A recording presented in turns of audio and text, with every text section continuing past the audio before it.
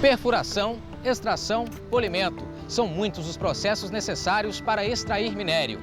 Por isso, as empresas de mineração ficam atentas à qualidade do ar respirado pelo trabalhador. Esses cuidados são fundamentais para a segurança e saúde dos trabalhadores, que devem seguir os procedimentos definidos pela equipe de SST estabelecidos pela empresa.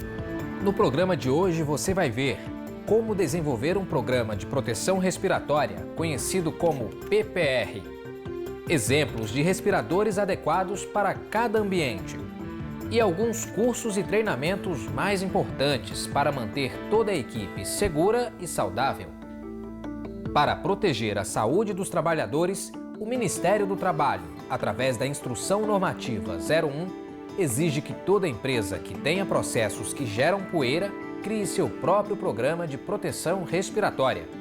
Ele é um documento que contém todas as medidas práticas e administrativas necessárias para garantir a qualidade do ar no ambiente de trabalho. Eu estou aqui com Reni Couto, que é engenheiro de segurança do trabalho. Reni, você pode falar um pouquinho sobre PPR? PPR é o Programa de Proteção Respiratória. Ele visa proteger a saúde e a segurança do trabalhador contra os riscos de gases, poeiras, fumos metálicos, entre outros.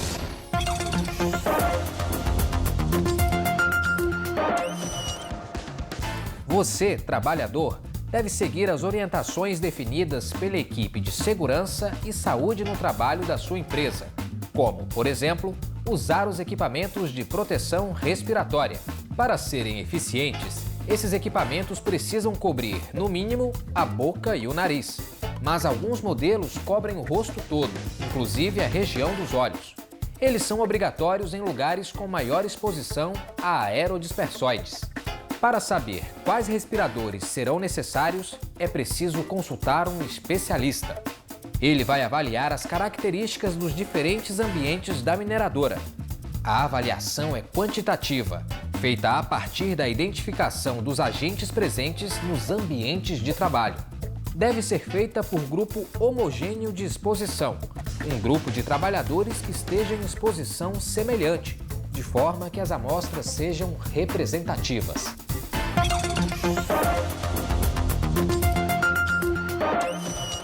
Reni, com esses dados em mãos, o trabalhador pode pegar seu equipamento de proteção respiratória e começar as atividades?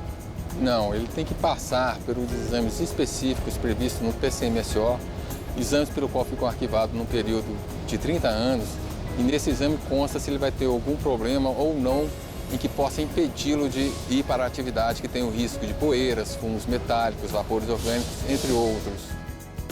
Além disso, todos os trabalhadores que utilizam máscaras e respiradores têm que passar por treinamento para entender como usar o equipamento da maneira correta. O treinamento deve ser ministrado por um especialista, sendo obrigatório registrar por escrito os nomes das pessoas que foram treinadas e as datas do treinamento. O curso deve ter um momento prático para que todos possam entender o funcionamento e a forma correta de colocar os respiradores. Os usuários dos equipamentos respiratórios aprendem a verificar a vedação do respirador imediatamente após a sua colocação sobre a face, antes mesmo de iniciar as atividades que requerem o seu uso.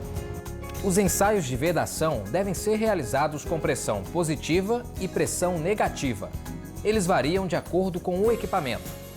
O ensaio com pressão negativa deve ser feito com os respiradores purificadores de ar ou de adução de ar, equipados com coberturas das vias respiratórias com contato facial.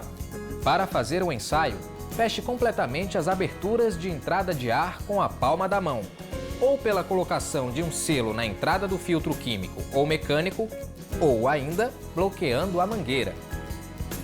Em seguida, o trabalhador deve inalar suavemente e segurar a respiração. Se a peça facial aderir ao rosto, a vedação é satisfatória. Já o ensaio com pressão positiva deve ser feito em respiradores com cobertura das vias respiratórias com contato facial e que contenham válvula de inalação e de exalação. Bloqueie a válvula de exalação, ou traqueia, ou ambas. Em seguida, o usuário deve exalar suavemente.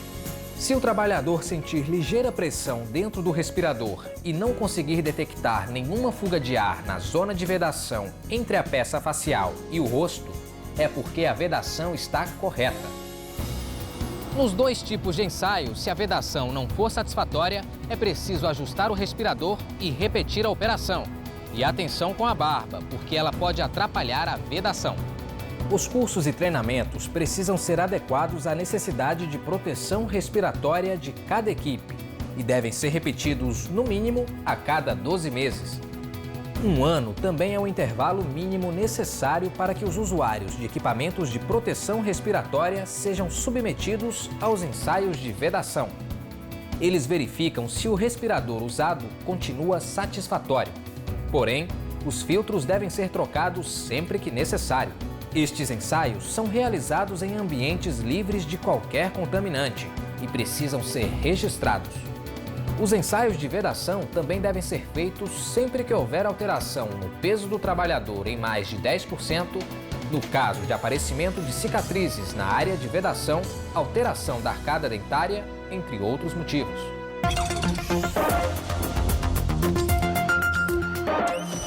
Se algum desconforto acontecer durante a realização de uma tarefa, o trabalhador deve receber permissão para deixar o local e ir para o departamento médico. A mesma permissão deve ser dada caso ele perceba algum mau funcionamento do respirador ou a penetração de ar contaminado no equipamento. Os equipamentos de proteção respiratória precisam ter orientações impressas na embalagem mostrando a finalidade a que se destina, o tipo de proteção oferecida ao usuário, as restrições de uso, a sua vida útil e orientações sobre como conservar e higienizar. E só devem ser usados os equipamentos testados que constarem na lista de fabricantes aprovados. Antes de entregar o respirador para o trabalhador, o responsável deve verificar se foi realizado o ensaio de vedação e depois verificar quais respiradores estão aprovados para ele. E é preciso trocar o filtro ou outros componentes sempre que necessário. Para ter efeito contínuo, o programa de proteção respiratória deve ser revisado todos os anos. Cronogramas e objetivos alcançados devem ser avaliados para promover os ajustes necessários. Tudo isso precisa ser registrado em formulário para consultas posteriores. Lembre-se, o programa de proteção respiratória deve ficar disponível com a equipe administrativa e com os responsáveis de cada setor, que são capacitados a esclarecer quaisquer dúvidas com relação à sua aplicação. E ao trabalhador, cabe sempre usar corretamente os equipamentos de proteção, pedir orientação quanto ao uso ou ao ensaio de vedação, se houver dúvida, e estar atento ao momento de trocar o filtro.